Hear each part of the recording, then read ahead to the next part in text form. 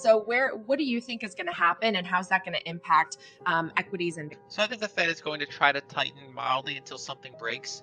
And even before this war, I mean, that's you had the falling PMI environment, and you had the Fed try to tighten into a falling PMI environment, which is actually kind of unusual. So normally the Fed tries to tighten into a strong market.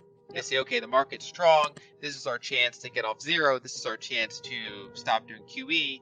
Um, and right now, because of high inflation, they're trying to do it, or at least talking about trying to do it, while PMIs are actually falling. And so that's kind of the big challenge. That was, pre-war, that was my big risk-off concern, is all of that happening. Now, the war as another factor, because if you have high gasoline prices and high energy prices in general, that's less money the consumer can spend on other areas. And so you have this risk-off environment. Now, the Fed has a dual mandate where they want to have what they call stable prices, which they define as 2% inflation based on the way that they measure inflation, and they also seek low long-term employment. And right now, the employment measures they look at are pretty strong, while inflation is obviously way, way above their target. And that's, that hurts a lot of people right now. Gasoline prices going up, wheat prices going up.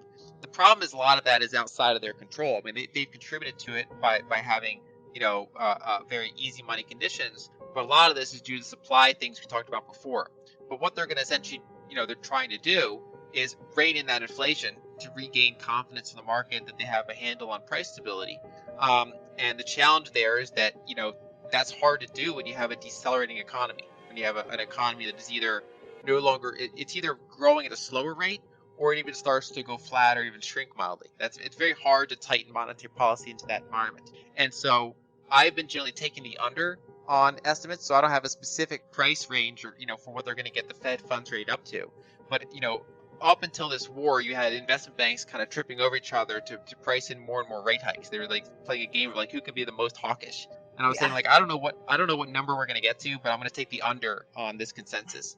And that got more complicated by the war. And so, the Fed's not going to stop tightening if markets, when indices fall 15%. They're not going to stop tightening when you just have dislocation. It's really about watching what the credit market does. Do junk bond markets freeze up?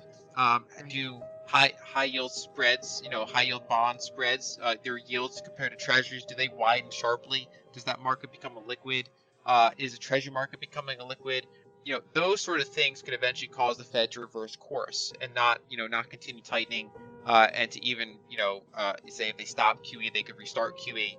I still think we're a little bit while away from those. But if you do start to get severe dislocations and recession indicators, and specifically problems in the credit market, that's when I would see the Fed probably pull back. So right now, my base case is that they at least try to tighten. It's kind of like the old college try. Like, Powell wants to be like, we tried. We didn't just ignore it. We tried to tighten into it. And one of the research that I've done over the past few years is that this period looks a lot like the 1940s, right, rather than the 1970s. And so in the 1970s, you had high inflation, but you had very low debt. And so you could raise rates sharply to try to contain that inflation. And you would cause a recession, but you wouldn't cause like a depression. You wouldn't cause like a global insolvency event. Yeah, in the 40s, exactly. But in the 40s, because you had so much public debt, because you were fighting the war, federal debt to GDP was over 100%.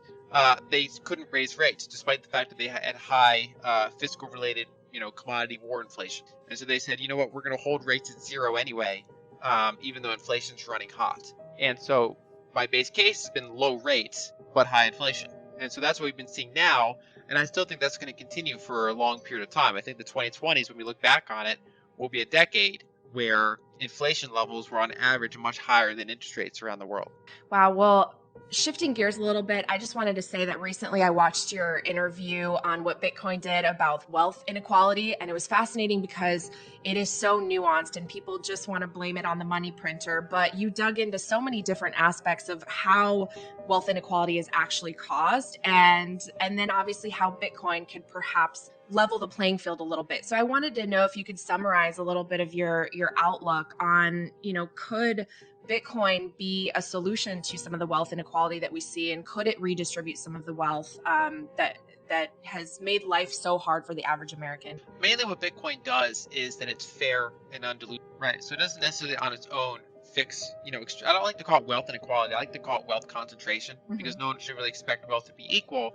Sure. But when you start to see extreme levels of concentration, especially if they're driven by misguided policies that help, feed that concentration, that's when it becomes a problem. You usually get rising populism.